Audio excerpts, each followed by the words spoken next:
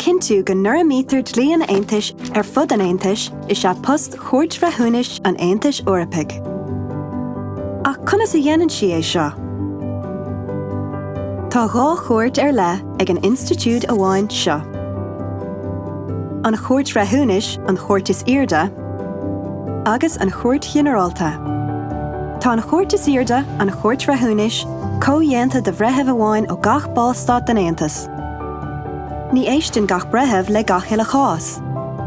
Dáidir gach cás dlí dhéomra. Léiríonn líon na mreithúna atá i láthair cé cho tábhachtach nó cho casta is atá an cás. Tacaíonn abhcóidí ginearálta leis na breithúna. Cosú leis na breithúna síonn an taibhcóidí ginearálta an mbinse agus éistin siad leis na páirtithe. Tugann siad an sin a dúirim neamhchléanta féin réiteocht dlíthúil an gás, sulla gineann na breithúna féin. Déalann na seomraí seo le réimse leathan ábhar. Ról banúsach de chuid na cuairte is se ceistena ó bhreithúna náisiúnta a ragart faoin gcaoi cheart dlí an Aontais a léirú. Ligeann sé sin de na cuairteanna náisiúnta go léir dlí an Aontais a chur bhaim an mbealach céine. Ceann eile dá príomh-aidhmeanna ná díospáidí a tharlaíonn idir institiúidí éagsúla an Aontais a réiteach.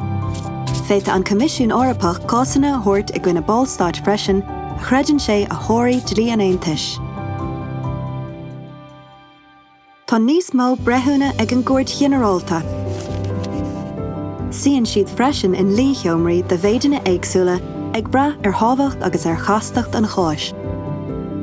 Éistin an Chúirt Ginearálta le cásanna a thugann daoine éonar nó cólachtaí ag iarraí cinenne a rinne institiúd de chud an Aontais ina gcuine a chur ceall. Pléann sé freisin le cásanna a thugann ballstad i gcuine cinntiú ghlacha ag an gcoimisiún. Ciallaíonn sé seo cé go néistin an Chúirt Ginearálta le cásanna réimsí leathan ábhar, feictar cásanna faoi shráidmharcanna, dlí na himeachta, talamhaíochta agus reachtaíocht frisceibh lethireachta agus smachtmhainní go rialta. Is féidir aon teanga oifigiúil an Aontais a úsáid os cóir an dá chuairt. Leis an gcuairt ag sa láthair aistriúcháin agus atangareachta nuair is gá. Bhail siútar rialathe i dtangacha ile an Aontais agus gur féidir le gach saoránach iad de léamh agus eicáil conas a chosnítar sin le dlí an Aontais.